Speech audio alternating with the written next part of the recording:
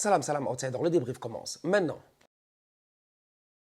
la Belgique et l'Égypte font match nul aujourd'hui 1-1. Franchement, entre nous, on a assisté quand même à un très très bon match de football entre deux équipes qui ont quelque chose à jouer dans cette compétition. La vérité, c'est que ces deux équipes ont bien quelque chose à jouer dans cette compétition. Les Belges doivent se gérer, les Égyptiens doivent se gérer. C'est inacceptable, je dis bien aujourd'hui, quand tu connais la Belgique, leur pédigré, tous les joueurs qu'ils ont eus ces dernières années, qu'ils n'aient pas été capables, la génération dorée, d'aller chercher un trophée. Franchement, on était là, on était présent, on était vivant. On a vu Eden Hazard, on a vu Kevin De Bruyne, on a vu une équipe de Belgique incroyable sous Roberto Martinez. Malheureusement, ils n'ont jamais réussi à aller chercher le Graal. On se rappelle tous de cette tête de Samuel Umtiti face à la Belgique, alors que la Belgique venait d'éliminer le Brésil en quart de finale de la Coupe du Monde 2018 au Brésil. Donc la Belgique, depuis lors, franchement, c'est déception sur déception à chaque compétition. Les Égyptiens, eux, ils ont raté la dernière Coupe du Monde au Qatar. Ils ne sont pas qualifiés. Ils ne sont pas qualifiés. La faute à qui? La faute à nous. C'est nous les méchants. C'était nous les méchants, franchement. C'est le Sénégal, dans un match incroyable. Vous ne vous rappelez pas, je vais vous rappeler le match des lasers. Vous ne vous rappelez pas du match des lasers? On est allé au Caire, ils ont mis les lasers. On leur a dit, vous allez voir quand vous allez venir à Dakar, ce qu'on va vous faire. Et effectivement, on a allumé les lasers. Miskin à eux, ils ne s'étaient pas qualifiés. Et le Sénégal s'était qualifié pour la Coupe du Monde au Qatar. Donc du coup, quand je dis que la Belgique et l'Égypte, c'est deux équipes qui ont quelque chose à jouer dans cette Coupe du Monde, qui ont gros à jouer dans cette Coupe du Monde. Normalement, ils doivent se gérer. Les Belges, au Qatar, ils sont éliminés au premier tour. C'est un scandale. Non, les Belges, je vous répète, ont été éliminés au premier tour au Qatar. C'était un scandale. Donc, du coup, cette équipe-là, elle a changé maintenant. Mon problème, il est simple. C'est que le coach, c'est Rudy Garcia. Wesh. Faut pas me fatiguer. Venez pas me dire non, Stan. C'est-à-dire que... Non, on connaît Rudy. On connaît le tonton. On connaît le tonton, c'est un bon coach. On connaît Rudy Garcia en Ligue 1, à l'AS Roma. Tout ça, on a connu Rudy Garcia, franchement.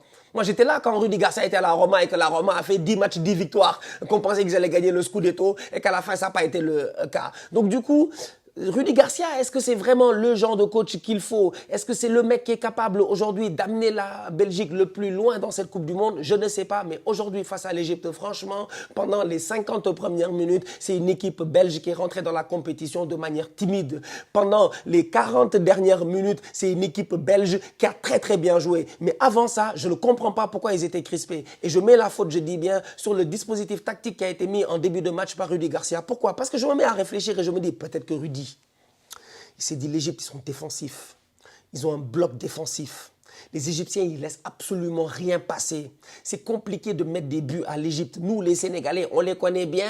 Ces derniers temps, on les a souvent tapés. C'est nos petits, franchement. Cependant, ce n'est pas nos petits, tu vois. C'est les petits que tu tapes 1-0. Parce que si tu as réussi à mettre un but, c'est déjà de la baraka. Sénégal-Égypte, c'était bien la demi-finale de la dernière Coupe d'Afrique des Nations. Match compliqué. Donc, cette équipe-là de Hossam Hassan, c'est une équipe qui est très, très dense, cette équipe égyptienne. Ils se connaissent bien. Il y a énormément de joueurs qui jouent encore dans le championnat égyptien. Mais au-delà de ça, tu as les stars aussi de cette équipe qui sont capables de l'amener au sommet. Donc, du coup, ce début de match de la Belgique, moi, personnellement, ne m'a absolument pas satisfait. Une Belgique maussade, une Belgique qui a peiné à trouver des solutions, une Belgique qui n'arrivait pas à vraiment inquiéter la défense égyptienne. Est-ce que c'est parce qu'il est parti avec un 4-2-3-1, avec en pointe Charles de Ketteler? Peut-être c'est ça le problème.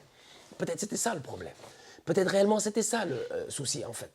Kevin De Bruyne et De Ketteler, les deux ensemble, De Ketteler ne pèse pas très lourd. C'est pas le joueur le meilleur de la tête. C'est pas le mec le plus physique et tout. C'est un gars qui est très très fin techniquement. Est-ce que c'est lui qu'il fallait mettre en pointe dans ce match-là? L'entrée de Romelu Lukaku nous a montré que non. Pourquoi? Parce que quand Lukaku est entré dans ce match, ça a complètement changé la dynamique du match. Mais avant de parler de l'entrée de Lukaku, j'ai d'abord envie de parler de Achour. Quel but! Quel but, s'il vous plaît. C'est une équipe d'Égypte qui joue avec Marmouche en pointe, Salah en 10. Salah, il sait qu'il n'a plus la vitesse, la percussion d'antan. On a vu la saison de Première Ligue. C'est les petits Rio Goumoa là, qui sont venus pour de temps en temps mettre Mohamed Salah sur le banc. Donc Salah, on sait très bien que oui, c'est une légende.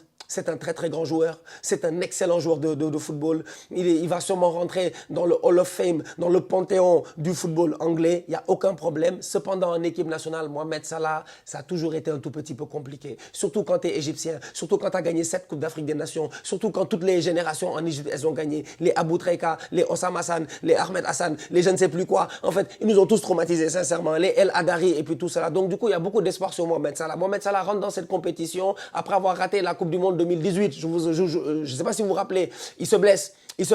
Il pond de Sergio Ramos en finale de Ligue des Champions ou un truc comme ça, je pense, face au Real Madrid. Mohamed Salah rate les 2 premiers matchs en Russie. Il arrive au 3e match, c'est beaucoup trop tard en fait. Il n'a pas de rythme. Donc Salah, il a beaucoup à jouer dans cette compétition. Salah est dans une position de numéro 10. Salah doit faire jouer ses coéquipiers. Salah doit être au service du collectif. Même pas 20 minutes de jeu, passe décisive de Mohamed Salah. D'ailleurs, joyeux anniversaire. C'était son anniversaire aujourd'hui. Passe décisive de Mohamed Salah. Achour est dans un pocket space, dans un demi-espace. Et tu te poses des questions à savoir où sont Onana et Tielemans. Ils sont pas là. Ils sont portés disparus tous les deux, malheureusement.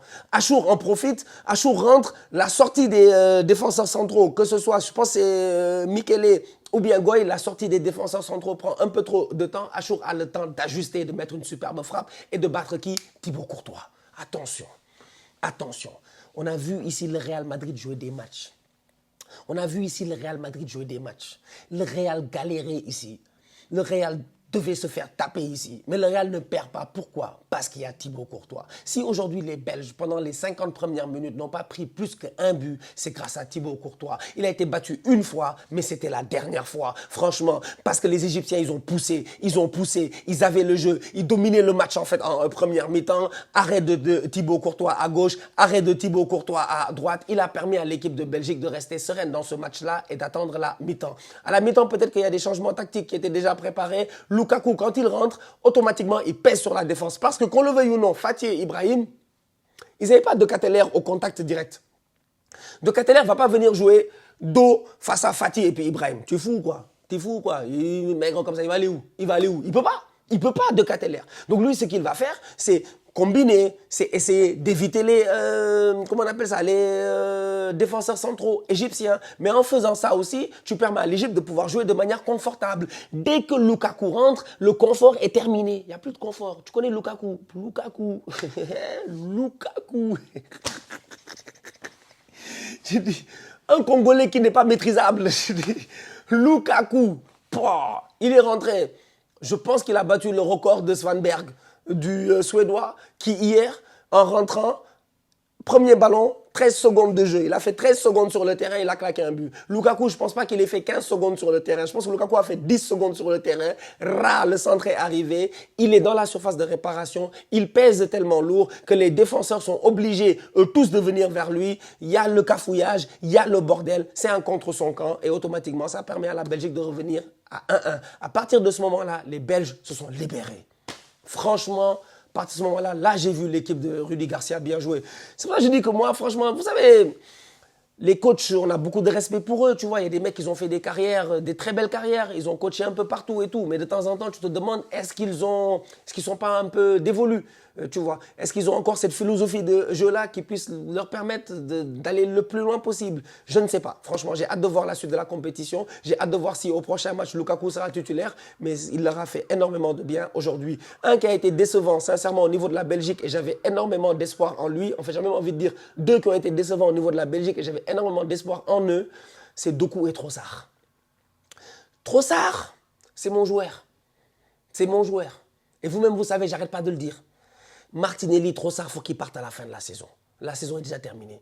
Tu vois, Trossard, il est là aujourd'hui. C'est pas comme s'il a fait un grand match. Jérémy Doku, malheureusement, c'est un boy qui est virevoltant. C'est un boy qui s'est déstabilisé. C'est un boy qui change le cours de la rencontre. C'est un boy qui, cette saison avec Manchester City, a été incroyable, franchement. À chaque fois qu'Arsenal était sur le point de se dire, on a une main sur le trophée, Doku claquait un but pour nous dire, enlevez votre main sur le trophée. Donc, du coup, le Jérémy Doku, aujourd'hui, malheureusement, il a été transparent. Il a été transparent. Plusieurs fois, il a raté ses dribbles. Il n'a pas réussi à vraiment défier cette équipe comment on appelle ça, égyptienne. Il a manqué de ce peps-là, en fait, qui fait du Jérémy Doku. J'espère qu'au courant de la compétition, il va réussir à reprendre le niveau qu'il avait au niveau de Manchester City. J'ai envie de faire un shout-out à Kevin De Bruyne qui a touché le poteau sur un coup franc. Ok, c'est bien. Mais plutôt à Tielemans qui a vraiment fait un rôle de capitaine. Fallait le voir tout le match, en fait. Tu savais que lui, il était vénère. Lui, il était vraiment vénère. Lui, il était énervé, en fait. Il était énervé. Il était comme, ouais, c'est quoi ce délire-là? Oh, gérez-vous, les gars. Il va falloir qu'on pousse. Il va falloir qu'on aille chercher cette victoire. Et heureusement que je pense que l'attitude de Tielemans aussi a été insufflée à ses coéquipiers. Et ça a aussi poussé Rudy Garcia à faire des changements un peu plus, j'ai envie de dire, je sais pas comment dire, un peu plus, peut-être courageux. Tu vois, ça a poussé Rudy Garcia à faire des changements un peu plus courageux en se disant, vas-y, je vais pousser, je vais tenter, on va essayer d'aller chercher cette victoire-là.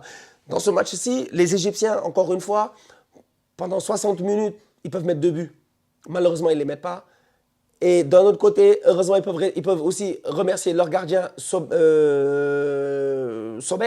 Sober qui a été très bon, franchement, qui a fait un super barré sur une tête de Michele. Mais la balle, elle doit rentrer. La balle, elle doit rentrer. Sober est là pour faire l'arrêt. Et ça permet aussi à cette équipe d'Égypte-là de tenir parce qu'en fin de rencontre, si la Belgique avait marqué un deuxième but, si la Belgique avait gagné 2-1, ça n'aurait pas été un scandale. Les Égyptiens auraient juste eu beaucoup de regrets parce qu'ils ont eu les occasions de les mettre. Marmouche notamment, il y a eu des occasions où Marmouche te dit, il est beaucoup plus rapide, il doit essayer de s'appliquer un peu plus, il ne doit pas être déstabilisé. Malheureusement, il envoie les ballons en l'air. Donc, ouais, globalement parlant, franchement, c'était un très bon match de football entre deux équipes qui ont quelque chose à chercher dans cette compétition.